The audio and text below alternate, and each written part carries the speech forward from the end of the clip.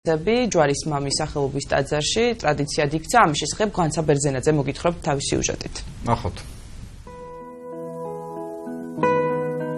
უკვე რამდენიმე წელია, რაც ჯვრის მამის ტაძრის მღვდელმსახურმა დეკანოსმა თავმას ჩოხელმა ერის გამრავლებისთვის პარაკლისის აღვლენა ტრადიციად აქცია. ლოცვის არც ერთი სიტყვა უკვალოდ არ ქრება და ამ შემთხვევაშიც მღვდელმსახურის ჩანაფიქრმა მიზანს მიაღწია.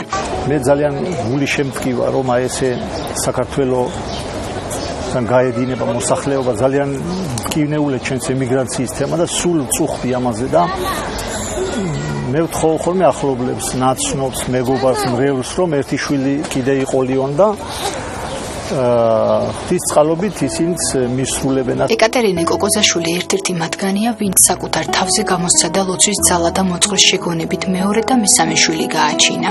მამაოს მრევლი ვარ წლებია, მისი სულიერი შვილი და მისი ლოცვით, მისი დიდძალისხმევით ყველაფერმა კარგად ჩაიარდა. ეხლა შეგვეძინა მესამე. გარდა იმისა, რომ პარაკლისი ერის გამრავლებას ემსახურება, ამასთანავე მომდევნო წელს იგი ერთგვარი სამადლობელო ლოცვაა იმ დიდი საჩუქრისთვის, რაც ღმერთმა ახლად შეძენილი ბავშვის მშობლებისთვის გაიღო. ყოველ 1 ივნის ტაძრის მრევლი პარაკლისისთვის კვლავ იკრიბება და ერთმანეთის სიხარულით ხარობს.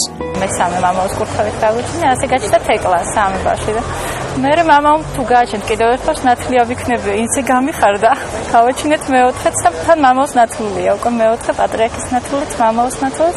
ახლა დიდი ოჯახი ვართ, 4 შვილი გვყავს. ჩვენ ყოველ წელს ვიკრიბებით ხოლმე ჩემი თხოვნით დაბადებული ბავშვები და მათი მშობლები ეკლესიაში ვიხდით პარაკლისს, ისინი ერთმანეთს იცნობენ და ესე გრძელდება მათი ნაცნობობა, მათი ქრისტიანობა აღზრდა. ვისარგებლოთ შემთხვევით და ყველას ვთხოვდი იმ ადამიანებს, ვინც გარშემოყოფთათვის ავტორიტეტს წარმოადგენენ, ვინც პატივსაცემი პიროვნება ეს ექიმი იქნება, ინჟინერი თუ სასულიერო პირი, რომ ვთხოვონ გარშემოყოფ ადამიანებს, რომ კიდევ იყოლიონ შვილები.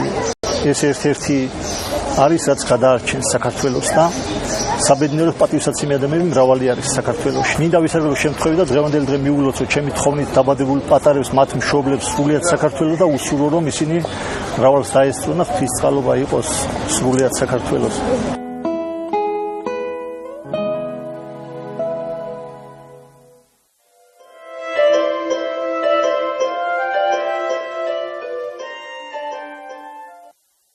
დავბრუნდით პირდაპირ ეთერში, კიდევ ერთხელ ყველას მოგესალმებით და სიამოვნებით წარმოგიდგენთ პროფესორ თამარ ვაშაკიძეს.